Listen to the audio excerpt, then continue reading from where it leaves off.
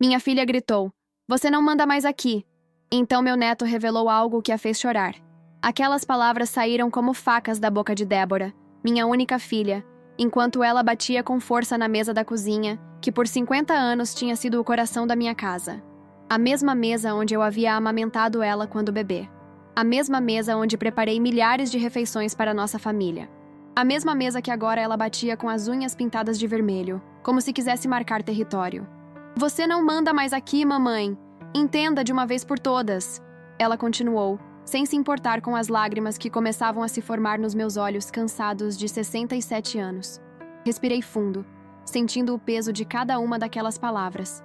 Olhei para o rosto da minha filha, agora uma mulher de 42 anos, e tentei reconhecer a menina doce que um dia eu embalei nos braços.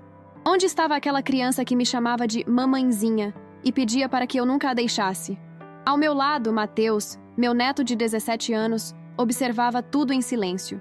Seus olhos, tão parecidos com os do meu falecido marido, transmitiam uma tristeza profunda. Ele era o único que parecia se importar com o que eu sentia. "Filha, esta casa..." Comecei a dizer com a voz trêmula. "Esta casa agora tem o meu nome no registro." Débora me interrompeu. "Você assinou a transferência, esqueceu? Está ficando senil, mamãe. Talvez seja a hora de pensarmos em uma clínica para idosos, onde você possa ter os cuidados adequados." Baixei a cabeça e apertei as mãos enrugadas contra o avental que usava. Não queria que ela me visse chorar. Não queria dar este gosto. Foi quando Mateus se levantou, sua adolescência ainda misturada com a transição para homem, a voz engrossando enquanto falava. "Mãe, você não pode tratar a vovó assim." Débora olhou para o filho como se tivesse levado um tapa. "Não se meta nisso, Mateus. Você não entende nada do que estamos passando financeiramente. Essa casa é muito grande. Precisamos vender. E colocar a vovó num asilo para você ficar com o dinheiro?" Interrompeu Mateus, com uma coragem que eu nunca tinha visto nele. "Eu vi suas pesquisas no computador. Vi os e-mails para as imobiliárias. Você já está negociando a venda da casa sem nem avisar a vovó." O rosto de Débora empalideceu. Aquilo não estava em seus planos. Ser desmascarada pelo próprio filho, na frente da mãe que ela tentava manipular. "Você não sabe o que está falando." Ela tentou se defender, mas sua voz já não tinha a mesma firmeza. "Sei sim," continuou Mateus, agora tirando o celular do bolso. "Tenho prints de todas as suas conversas com o corretor. Você disse que a vovó concordou em ir para um residencial para idosos, mas que precisava resolver isso rapidamente antes que ela mudasse de ideia." Naquele momento, vi minha filha desmoronar. Não de vergonha pelo que planejava fazer comigo, mas por ter sido pega em sua própria teia de mentiras. As lágrimas começaram a escorrer pelo seu rosto, mas não eram lágrimas de arrependimento, eram de frustração. Enquanto observava aquela cena, minha mente voltou para 30 anos atrás. Eu tinha acabado de completar 37 anos quando meu marido, Carlos, faleceu em um acidente de carro. Débora tinha apenas 12 anos. Nós duas ficamos sozinhas no mundo, com uma hipoteca para pagar e contas se acumulando. Lembro-me de passar noites em claro, costurando para fora, aceitando todo tipo de trabalho para garantir que minha filha pudesse continuar estudando na mesma escola particular, para que não sentisse tanto o impacto da perda do pai. Meus dedos ficavam em carne viva de tanto costurar, mas eu nunca reclamei. Fazia tudo por amor. Quando Débora quis fazer faculdade de Direito, vendi as joias que minha mãe tinha me deixado como herança. Quando ela precisou de um carro para ir aos estágios, peguei um empréstimo que levei anos para pagar. Quando ela engravidou de Mateus ainda solteira, abri as portas da minha casa e a acolhi sem julgamentos, cuidando do meu neto enquanto ela terminava os estudos. Durante toda a minha vida, coloquei as necessidades da minha filha acima das minhas próprias. Adiei sonhos, sacrifiquei confortos, trabalhei além do que minhas forças permitiam. Tudo por ela. Tudo por amor. E agora, enquanto a via chorando de raiva por não conseguir me colocar em um asilo e vender a casa que construí com tanto sacrifício, algo dentro de mim mudou para sempre. Levantei-me em silêncio da mesa. Mateus e Débora me olhavam, esperando minha reação. Talvez esperassem gritos, choro desesperado ou súplicas. Mas eu estava cansada de suplicar pelo amor de uma filha que só enxergava em mim um fardo ou um meio de conseguir dinheiro. "Mateus?" disse com uma calma que surpreendeu até a mim mesma. "Pode me acompanhar até o meu quarto, por favor? Há algo que preciso mostrar a vocês dois." Meu neto assentiu, enquanto Débora secava as lágrimas, ainda furiosa por ter seus planos expostos. Em meu quarto, abri a gaveta da cômoda onde guardava minhas roupas íntimas. Era um esconderijo antigo e previsível, mas eficaz. Puxei um envelope amarelado e o entreguei a Mateus. Abra, pedi. Ele abriu o envelope e seus olhos se arregalaram. Vovó, isso é... Sim, respondi. É uma cópia do testamento do seu avô. A casa onde moramos está no meu nome, não no da sua mãe. Voltamos para a cozinha, onde Débora aguardava impaciente. Quando viu os papéis nas mãos do filho, seu rosto se contorceu numa expressão de confusão. O que é isso? A verdade, filha, respondi, sentando-me novamente à mesa. Você me pediu para assinar vários documentos há 3 meses, dizendo que eram para atualizar o inventário do seu pai. Mas eu não assinei transferência alguma da casa. O documento que você me mostrou era outro, e eu percebi. Do que você está falando? Débora tentou manter a pose, mas eu podia ver o pânico em seus olhos. Eu posso ter idade, filha, mas não sou tola. Substitui os papéis que você me deu por outros em branco. Assinei aqueles e guardei os seus. Está tudo com o meu advogado agora, inclusive sua tentativa de falsificar minha assinatura em uma procuração. O silêncio que se seguiu foi ensurdecedor. Mateus olhava boquiaberto, alternando o olhar entre mim e sua mãe. Débora parecia ter sido atingida por um raio, incapaz de formular uma resposta. Isso é absurdo! Ela finalmente conseguiu dizer. Você está inventando histórias para virar meu filho contra mim. Foi nesse momento que peguei meu celular e mostrei as fotos que tinha tirado dos documentos originais que ela havia tentado me fazer assinar.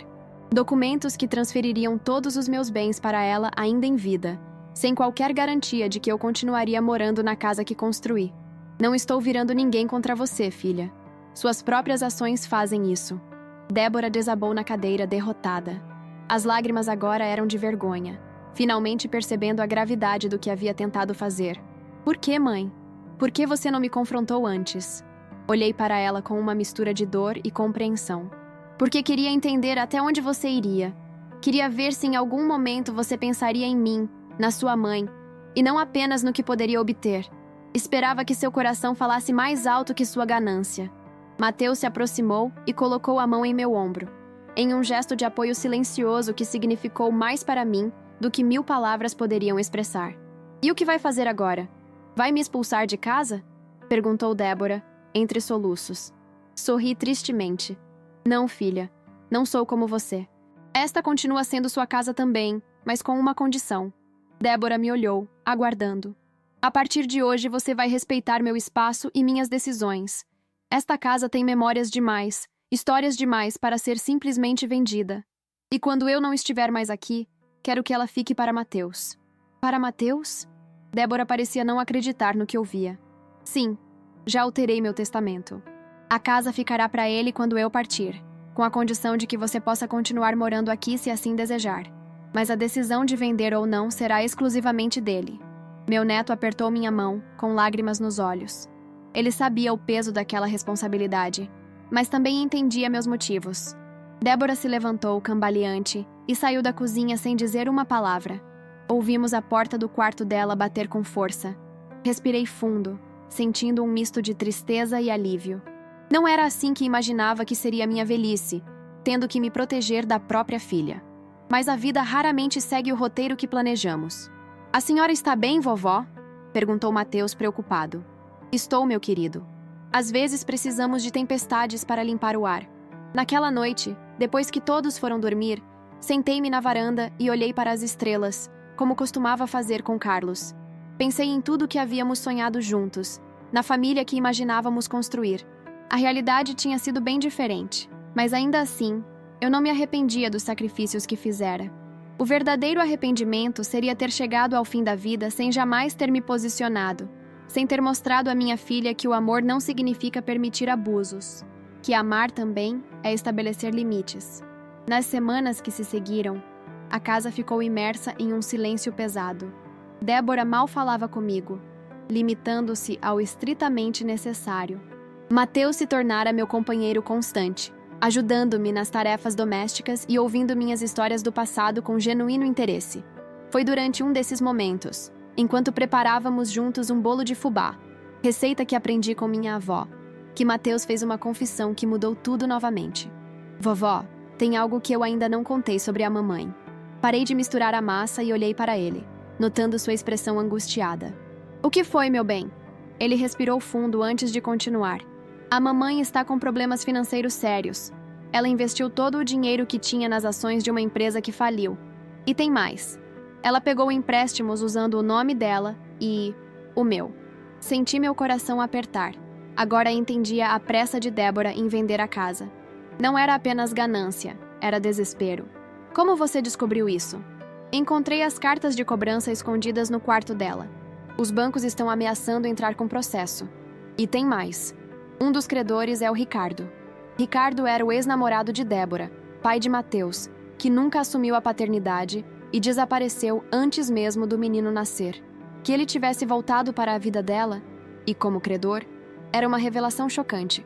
Seu pai está envolvido nisso? Mateus baixou os olhos. Ele não é meu pai, vovó. Nunca foi. Mas sim, ele voltou há uns 8 meses, dizendo que tinha mudado e queria conhecer o filho que abandonou. Mamãe caiu na conversa e acabou emprestando dinheiro para ele abrir um negócio. Era o dinheiro da aposentadoria dela, e mais o que conseguiu emprestado nos bancos. Fechei os olhos tentando processar toda aquela informação. Quantos segredos Débora guardava? Quanto sofrimento ela escondia por trás daquela máscara de dureza?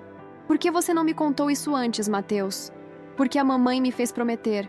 Ela disse que resolveria tudo, que era só uma fase difícil. Mas quando descobri que ela planejava vender a casa e colocar a senhora num asilo, não pude mais ficar calado. Abracei meu neto, sentindo seu corpo jovem tremer com o peso daqueles segredos. Ele era apenas um menino, carregando problemas de adultos nos ombros. Você fez certo em me contar, meu amor. Não se preocupe, vamos encontrar uma solução. Naquela mesma tarde, bati à porta do quarto de Débora. Depois de alguns instantes, ela abriu, com os olhos inchados de tanto chorar. Posso entrar? Perguntei suavemente. Ela deu um passo para o lado, permitindo minha entrada. O quarto estava uma bagunça, com roupas espalhadas e papéis por toda parte. Mateus te contou, não foi? Ela perguntou, sentando-se na beirada da cama. Sim, e queria que você tivesse me contado antes. Débora riu amargamente. Para quê? Para você me julgar? Para dizer que eu sou uma fracassada? Que não sei cuidar do meu próprio dinheiro? Sentei-me ao lado dela e peguei suas mãos entre as minhas. Não, filha. Para que pudéssemos enfrentar isso juntas. Família é para isso. Para nos apoiarmos nos momentos difíceis. Pela primeira vez em muitos anos, vi minha filha desmoronar completamente. Não a mulher fria e calculista das últimas semanas, mas a menina assustada que perdeu o pai muito cedo e que talvez nunca tenha realmente se recuperado dessa perda. Entre soluços, Débora me contou tudo. Como Ricardo havia reaparecido em sua vida, prometendo ser o pai que Mateus nunca teve. Como ela, desesperada para dar uma família completa ao filho, acreditou em suas promessas. Como investiu todo o dinheiro que tinha no suposto negócio, que não passava de um golpe elaborado. Eu me sinto tão estúpida, mãe, tão ingênua. Deixei aquele homem me manipular novamente, depois de tudo que ele já tinha feito. Abracei minha filha, sentindo sua dor como se fosse minha própria. Porque, de certa forma, era. Você não é estúpida, filha. Apenas confiou em alguém que não merecia sua confiança. Todos cometemos esse erro alguma vez na vida. Ficamos assim por algum tempo, abraçadas, chorando juntas pelo passado, pelo presente e pelo futuro incerto que nos aguardava. Quando finalmente nos acalmamos, olhei nos olhos dela e disse: Vamos resolver isso juntas, Débora. Mas precisamos ser honestas uma com a outra. Nada de mais segredos, nada de mais mentiras. Ela assentiu, enxugando as lágrimas. Como, mãe? Como vamos resolver? As dívidas são enormes. Tenho algumas economias guardadas. Não é muito, mas pode ajudar a ganharmos tempo. E temos a casa. Mas você disse que não quer vender? E não quero, mas podemos usar a casa de outra forma. No dia seguinte, reuni Débora e Mateus na sala. Coloquei sobre a mesa um caderno antigo, onde Carlos e eu costumávamos anotar nossos sonhos para o futuro. Seu pai e eu sempre quisemos transformar esta casa em uma pequena pousada quando nos aposentássemos, expliquei, abrindo o caderno nas páginas onde tínhamos esboçado o projeto. Temos 5 quartos, um quintal espaçoso e estamos em uma cidade que recebe muitos turistas. Débora e Mateus olhavam os desenhos e anotações, fascinados com aquela parte da minha história que desconheciam. Vocês planejaram isso tudo?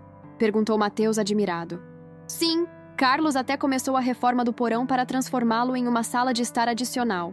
Mas então, minha voz falhou por um momento.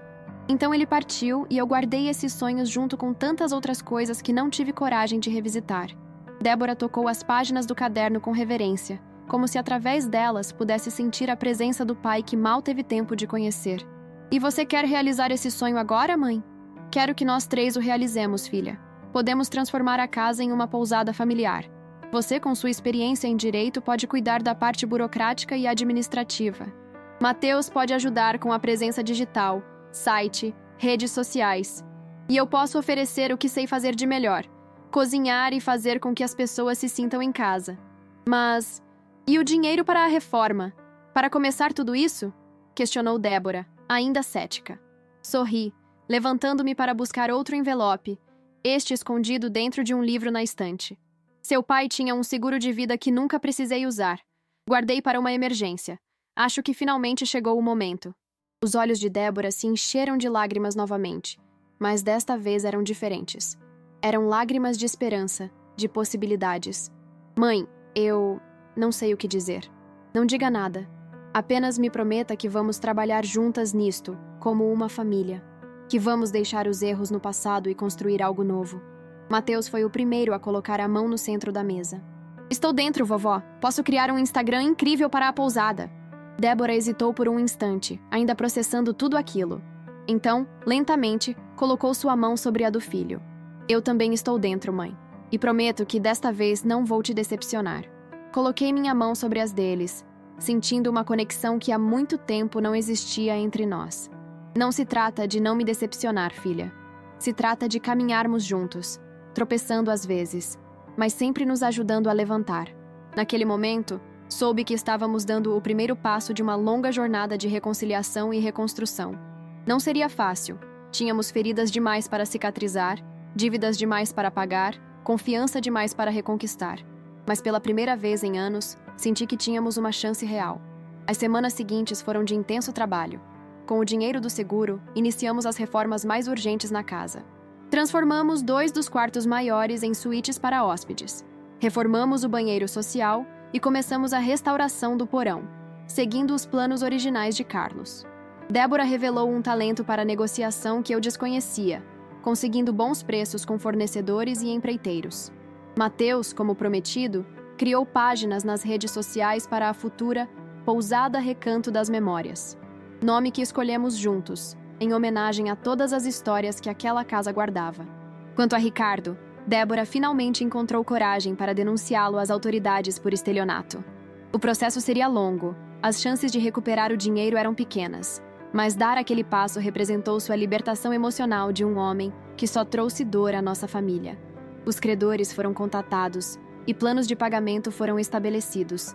Seria um caminho árduo até saldarmos todas as dívidas, mas agora tínhamos um plano concreto e, mais importante, estávamos enfrentando tudo juntos.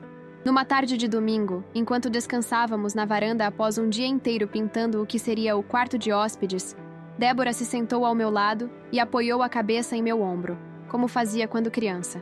Obrigada, mãe, ela disse suavemente. Pelo quê, filha? Por não desistir de mim, por me dar mais uma chance, mesmo depois de tudo que eu fiz, por me ensinar que nunca é tarde para recomeçar.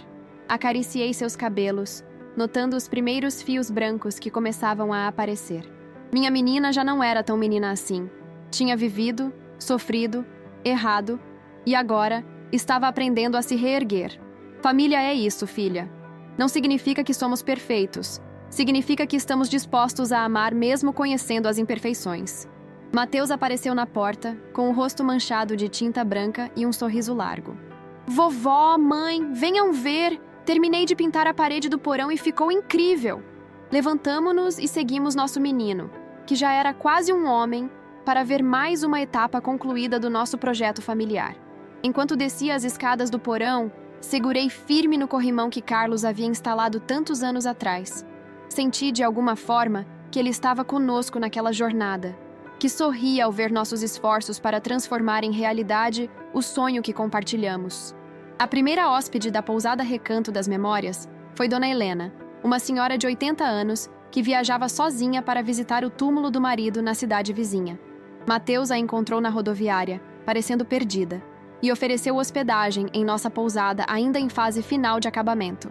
Aquela senhora de cabelos brancos e sorriso doce nos conquistou imediatamente. Durante os 3 dias que passou conosco, compartilhou histórias de seus 60 anos de casamento, das viagens que fez com o marido, dos 4 filhos que criaram juntos. Na manhã de sua partida, ela nos reuniu na sala e disse com lágrimas nos olhos: "Vocês 3 me lembraram algo que eu estava esquecendo, que o amor familiar é o maior tesouro que podemos ter nesta vida. Obrigada por me acolherem não apenas em sua casa, mas em suas vidas." Quando Dona Helena foi embora, deixando para trás o primeiro pagamento oficial da pousada e uma avaliação 5 estrelas em nosso perfil online, olhei para Débora e Mateus com o coração transbordando de gratidão e esperança. "Este é apenas o começo", disse abraçando os 2. "O começo de uma nova história para nossa família." 6 meses depois, a pousada Recanto das Memórias já era conhecida na região por seu ambiente acolhedor e pelo café da manhã caseiro que eu preparava com receitas tradicionais da família. Tínhamos 3 quartos sempre ocupados nos fins de semana e estávamos lentamente pagando nossas dívidas. Mais importante que o sucesso financeiro, porém, era a transformação que testemunhei em minha filha. Débora voltou a sorrir, a confiar em si mesma. Descobriu uma vocação para a hotelaria que nem ela mesma sabia que possuía, e principalmente restabeleceu os laços com seu filho, agora seu parceiro na administração do negócio familiar. Quanto a mim, aos 68 anos, encontrei um novo propósito na vida. Não era mais apenas a mãe, a viúva, a avó. Era uma empreendedora, realizando o sonho que Carlos e eu planejamos juntos tantos anos atrás. As palavras cruéis daquela tarde na cozinha, "Você não manda mais aqui", foram substituídas por conversas respeitosas sobre decisões compartilhadas. O medo do asilo deu lugar à certeza de que eu envelheceria em minha própria casa, cercada pelo amor da minha família e pelas memórias que construímos juntos. Numa noite estrelada, enquanto observávamos o céu da varanda após um dia movimentado de check-ins e check-outs, Mateus me perguntou: "Vovó, a senhora acha que o vovô estaria orgulhoso de nós?" Sorri, sentindo a presença de Carlos mais forte que nunca. "Tenho certeza que sim, meu amor. Tenho absoluta certeza que sim." E enquanto as estrelas brilhavam sobre nós, compreendi que a maior lição que aprendi nessa jornada foi sobre o poder do perdão e da perseverança. Sobre como o amor, quando verdadeiro, encontra sempre um caminho para curar até as feridas mais profundas. Débora, que observava o céu ao nosso lado, pegou minha mão enrugada entre as suas. "Obrigada por não desistir de mim, mãe", ela disse. Palavras que agora se tornaram uma espécie de mantra entre nós. Um lembrete constante de nossa jornada de redenção. Jamais desistiria, filha. Jamais. E assim seguimos. 3 gerações unidas sob o mesmo teto, transformando uma casa de tijolos e madeira não apenas em um negócio próspero, mas no verdadeiro lar que sempre deveria ter sido.